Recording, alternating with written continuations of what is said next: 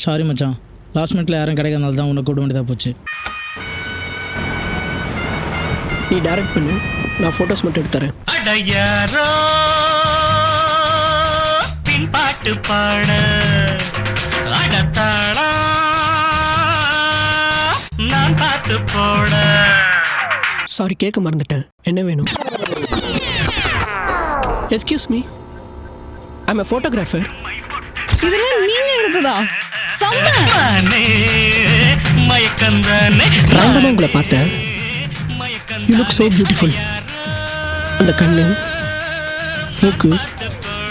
If you're interested, shall we collab? என்னென்னமோ பண்றியடா.